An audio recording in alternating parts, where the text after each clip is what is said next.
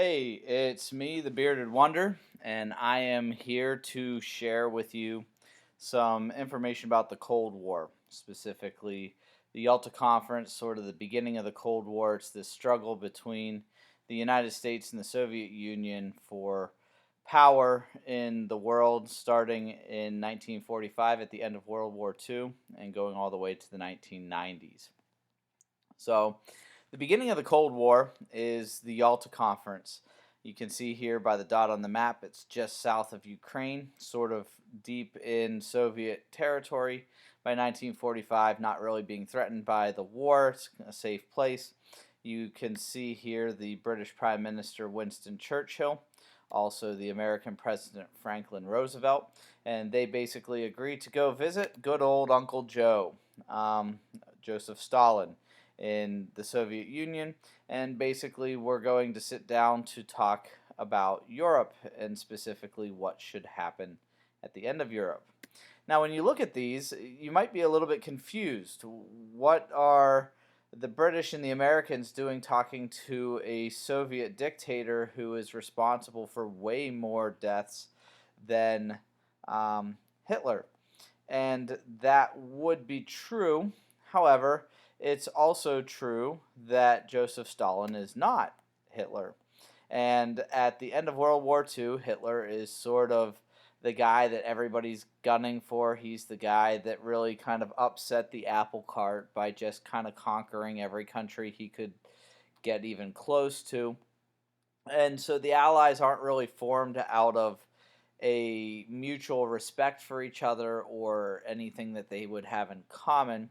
The main allies that we have here at the Yalta Conference are basically forced together because they don't like Hitler. So, if we look back just real quickly at Europe 1939, if you'll remember, basically we're trying to figure out what to do with the land now that it's been conquered by Hitler. So, in 1939, we have the Soviet Union, and this is the beginning of World War II. They have the von Ribbentrop agreement, the non-aggression pact between the Soviet Union and the Nazis, kind of this evil dictator bromance going on between Hitler and Joseph Stalin.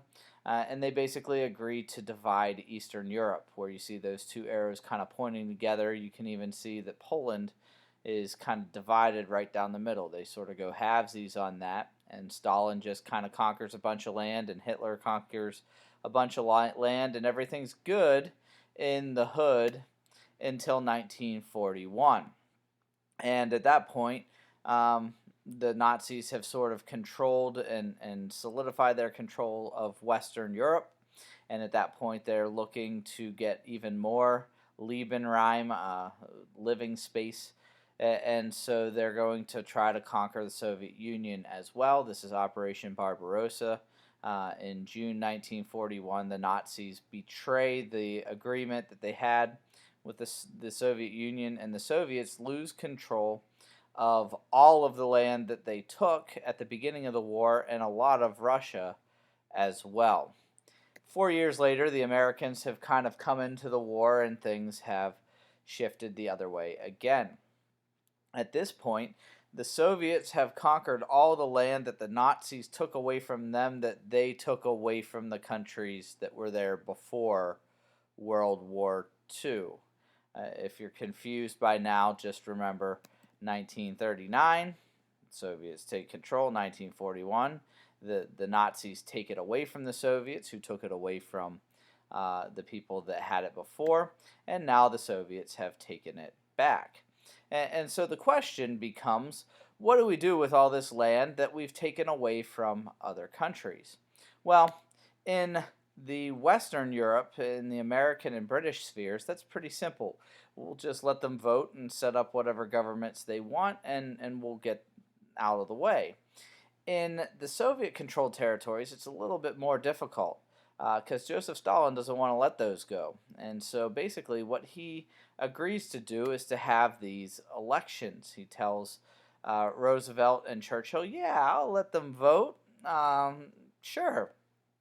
And really, Winston Churchill and FDR don't really have much of a choice. The only other choice at this point is to declare war on the Soviet Union. That's not really a good option after you've already been fighting World War II. Why would you want to fight World War III right on the tail of the end of World War II? And so they kind of let him do the whole vote thing, quote, quote, wink, wink, nudge, nudge. Everybody knows who you're voting for. And so what we have at the end of Yalta, this is February 1945, is a situation where everybody can kind of see what's coming. The Soviets have sort of solidified their control in what is going to come to be known as the Eastern Bloc. That's all these countries in the eastern part of Europe. They're all solidly controlled by the Soviet Union and by Joseph Stalin at this point. And so there's going to be a lot of concern among the Western European nations and America, who's not in the picture, at least not as far as their land, that something's going to need to be done to stop this kind of spread of communism and specifically the Soviet Union as a future or emerging superpower. And this is really sort of the beginning of the Cold War, with the Soviet Union making the first play and grabbing a lot of territory and power and control.